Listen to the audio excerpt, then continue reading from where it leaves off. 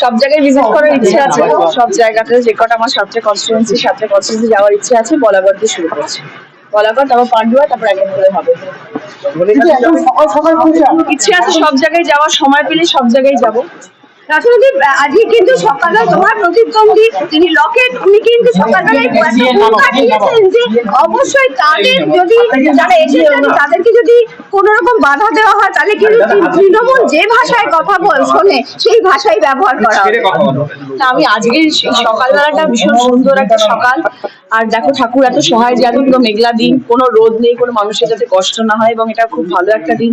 আজকে সকালে হুঙ্কার দেওয়ার দিন নয়, আজকে সকালে সবার ভালো থাকার দিন, শুভেচ্ছা বার্তা পাঠানোর দিন। আজকের দিনে আমি সবার জন্য শুভেচ্ছা বার্তা পাঠাচ্ছি, সবাই ভালো থাকুক, সবাই মঙ্গল হোক, এবং সারা দিনটা সবার খুব ভালো কাটুক, এবং সব সুষ্ঠুভাবে হোক। কোনো হুঙ্কার দেওয়ার নেই, এবং কোনো জায়গায় কোনো খারাপ কাজ আশা করি হবে না। দিদি, প্রত্যেকটা জায়গা থেকে ঘুরবেন না, এখনো সব সব শান্তিতে আছে, সবকিছু ভালো আছে। আরো বলা হয়েছে যে আইপ্যাক টাকার থলি নিয়ে ঢুকেছে, আমরাও দেখে নেবো, এরকম সকাল সকাল আইপ্যাক থেকে দোষারোপ করে বলা হয়েছে। না, আমার কাছে তো এক নয়া পয়সাও দেখতে পাচ্ছি না আইপ্যাকের কাছে আছে বলে। কোনো টাকা পয়সার কোনো চিহ্ন মাত্র কোথাও দেখতে পাচ্ছি না। যা করছি সব খেটে করছি, 1.5 মাস ধরে এখানে থেকে করেছি, প্রচার করেছি, এত পরিশ্রম করে খেটে। মানুষ যদি ভালোবাসেন, মানুষ যদি পাশে থাকেন, সব ঠিকঠাক আছে। তৃণমূল এজেন্টদেরকে কি বার্তা দেবে আজকের দিনে?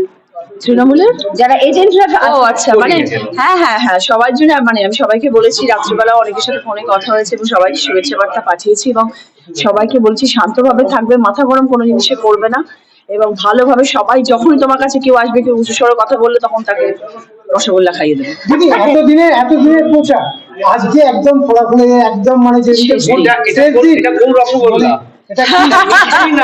এটা মিষ্টি, না মিষ্টি রসগোল্লা সবাইকে খাইয়ে দেবে, তারাও জানে মিষ্টি বাণী বলে। দিদি, এতদিনের প্রচার আজকে ভোট মানে একদম ভোটের দিন, কোন স্পেশাল কিছু বার্তা? না দেখো, আমি মানে সত্যি কথা বলতে আমি ভীষণ টায়ার্ড। আমার বিগত বহুদিন ধরে কোনো রাতে ঘুম নেই, মানে ভীষণ কম সময় ঘুমাই, কারণ আমাকে আবার শুটিং করতে হয় 3 নম্বরে। তো সব মিলিয়ে আমি অত্যন্ত পরিশ্রম হয়ে আমি ভীষণ টায়ার্ড হয়ে গেছি। ওই জন্য আমার নতুন কেউ কিছু বলার নেই, এবং তোমাদের সব থেকে বড় কথা, আমার হুগলি জেলার মানুষ তথা আমার সব প্রেসের ভাই বন্ধুরা যারা যারা আমার সাথে এই 1.5 মাস ছিলেন, তাদের সবাইকে করজোড়ে প্রণাম এবং অসংখ্য ধন্যবাদ, কারণ এই গরমের মধ্যে তারা কন্টিনিউয়াসলি আমার সাথে ছিল এবং প্রচারে আমার সাথে সহায়তা করেছেন। আপনাদের সবাইকে ধন্যবাদ। আজকের দিনেও এই সকালবেলা থেকে আপনারা নিচে দাঁড়িয়ে আছেন। বাড়তি অক্সিজেনের কোনো বার্তা তৃণমূল কর্মীদের জন্য আজকে? না, আর বাড়তি অক্সিজেনের বার্তা যে আমি সবার সাথে আছি, আমি সবার পাশে আছি, এবং আমি সব জায়গায় ভিজিট করার আজকে চেষ্টা করব, এবং সকলের ভালোবাসার সাথে থাকলে আশা করি যুদ্ধ জয় হবে। একদম, রসগোল্লা খাওয়াও, মিষ্টি মুখ করাও। জীবনে প্রথম এটা ইলেকশন লড়ছো, কোথাও চাপা উত্তেজনা রয়েছে? দেখো, ডেফিনেটলি একটা নতুন ধরনের কাজে এসেছি, এবং যে ব্যাপারে খুব একটা আমার অভিজ্ঞতা এতদিনে ছিল না, কিন্তু 1.5 মাসে কিছুটা অভিজ্ঞতা অর্জন করেছি, এবং যথেষ্ট পরিশ্রম করেছি এই জায়গাতে আসার জন্য। দেখো, তারপরে তো কিছুটা ঠাকুর নিশ্চয়ই ঠিক করে রেখেছেন যে রচনার জন্য কোনটা শ্রেয়। আজকে সকালবেলায় উঠে কোনো ঠাকুরের কাছে প্রার্থনা? ঠাকুরের প্রার্থনা রোজই করি।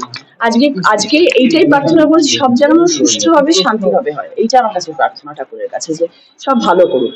প্রতিদিনই ঠাকুরের পুজো করি, সব আর আমি ছেড়ে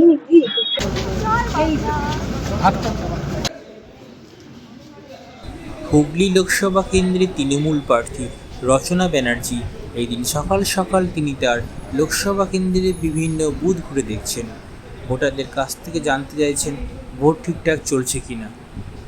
মহিলারা, ভোটাররা তাকে দেখে আপ্লুত।